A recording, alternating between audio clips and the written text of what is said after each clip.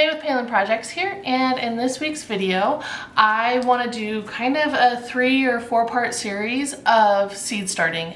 Kind of walk you through what I've used in the years past, what I'm going to use this year, and just kind of give you my recommendations. I figured I'd break it up into a couple of different videos because I feel like this could get really long. So this first one is going to be about my seed starting supplies. You can get really into the weeds here, you can get really expensive really fast, and I'm here to tell you, you don't need to. I have in years past used paper pots.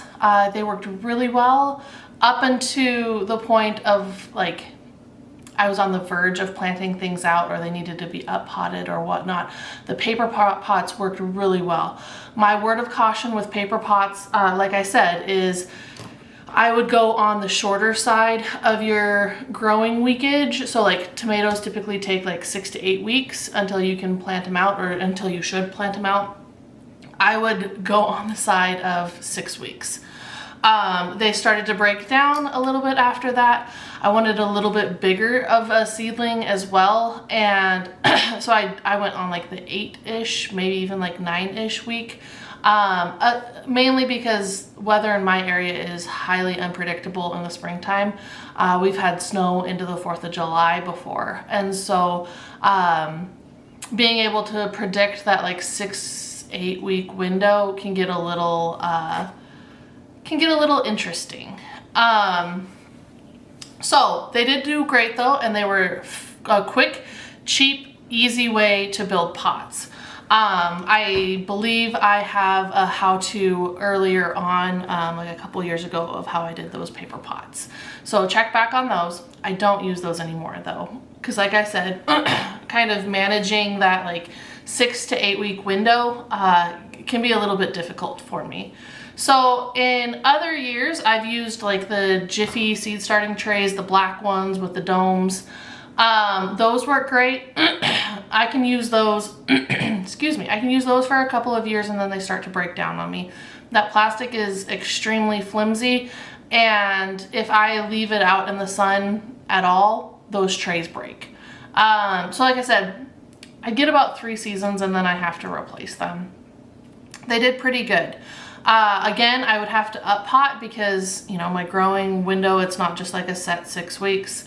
I can go upwards of 10 weeks and whatnot. So I did have to up pot, and when I up potted, I used the red Solo cups right there. I would just write on the outside of the red Solo cup so I wouldn't have to tag each one of the cups.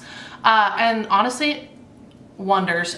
Drill a hole in the bottom of the red Solo cup just so, for drainage, so you don't drown your seedlings. But I've used that for years, and I've reused those red Solo cups. You know, I try and match them to what I have wrote on the outside, but honestly, I just take a Sharpie marker, cross through it, and then label with my new variety on it. Those worked especially good for tomatoes. I will say that. Tomatoes and peppers worked great for. I've struggled in years past with flowers and my brassicas. I'm not saying that they don't up pot really well, but I don't know. I just found that the tomatoes and peppers did best in the red Solo cups. Not using those this year either. Again, I get a couple years out of them and they're done. So I sat down with Justin this year and kind of had the discussion of if I was going to keep this whole gardening thing going and to the level that I want to do it, produce enough food for my family for the year round, like all of that jazz. We talked about actually getting serious. And this is where I said, things get pricey. I've been now gardening in this area for almost 8 years. Yeah, almost 8 years now. And I am just now buying like permanent seed starting supplies. And when I say permanent, I mean like thick trays. Like I can bend this and it's not breaking. These are like legit trays. I got like legit 6-packs. You know, they're not flimsy, they're not, you know, they're not gonna break down after a couple of seasons. I also got like, what is this, like 3-inch pots, 2-inch pots for up potting as well. They're not as big as the red Solo Cup. You know, the red Solo Cup has some substance to it, but I think these will do just fine. I'm planning on like rearranging my seed starting time frame, but I will take, I got, what are they called? Little plug trays as well. And so the plug trays, the plugs in those plug trays, I feel like I'm going to up pot into these and just use those for my tomatoes this year. The other thing I was able to get this year were a couple different trays. Again, these are not flimsy. They're not gonna break. They're going to last for years and years and years. I got this size one, so very skinny. This is for the plug trays, and then I can use this if I want. It might tip over, but I can use this for up potting as well. So I got these, and then I got deeper ones as well, more specifically for the 6-packs and the 2-inch pots. But I will still use these. I'm planning, so like I said, plug trays for this. I'm also planning on using my soil blockers in these as well. So also they came with humidity domes.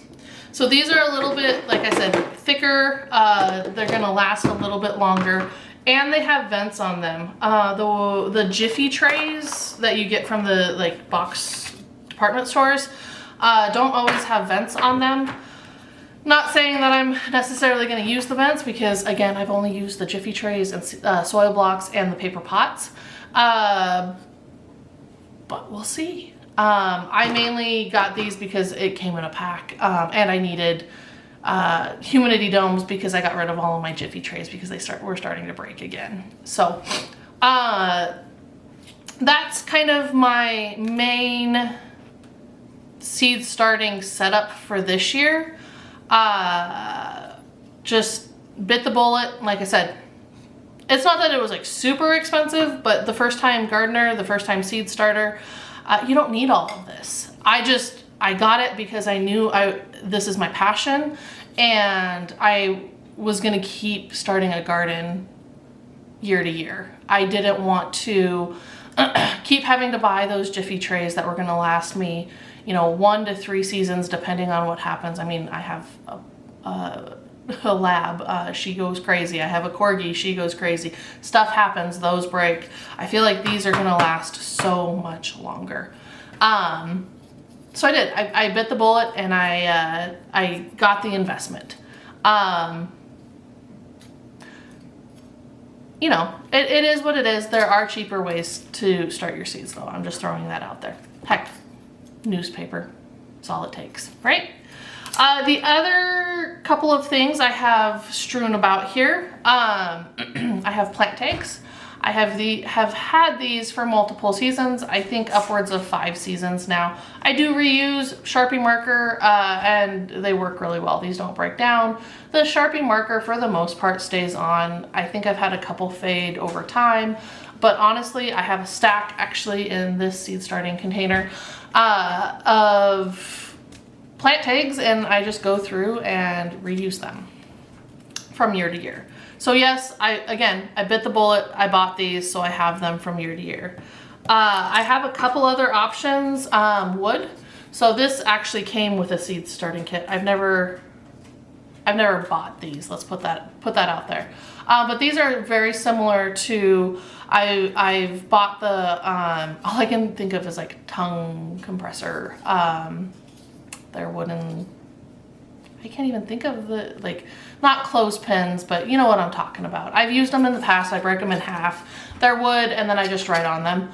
The issue that I see with these is it wicks up moisture, and then these start to mold. But I mean, they break down. They're wood, and they're biodegradable. Is what it is. I have not used these in the past. These came with my new seed starting trays. So I anticipate using these very similar to my other ones, and I just writing on them and reusing them. In this came a little dibbler. Let me open it up. A little dibbler so that you can push down the soil, spread it apart, and then put your plugs in. This does have, I don't know if you can see that. It's gonna focus. It has markings on it for plant depth, so like 1 inch, 2 inch. It goes up to 4 inches. And then this side goes up to 2 inches. So that's kind of cool. I'll try and use that. And then this is a little, again, like a little dibbler to like pull out seeds and see, kind of put it in there and you can pull out your seed start. So kind of fun. I'll try it. If I like it, I'll keep using it. If not, I'll use my spoon. Again, you don't need the fancy tools. I've used a spoon for, I can't tell you how many years. A spoon and I don't know, a piece of wood that I've gotten out of Justin's shop. That's just like a miscellaneous piece of wood, and I've used that as a dibbler. You don't need the fancy stuff. I promise you, you don't need them. Does it help? Sure. Will it break down if you get the fancy stuff? Maybe, maybe not. Probably not, because it's a little bit higher quality. But you, like I said, you don't need the fancy stuff to start your seeds. So that is kind of my seed starting setup. I'm gonna stop here and I will see you in the next video. If you have any questions, feel free to put them below and I'll try and address them as we go on in this series. Thanks everyone.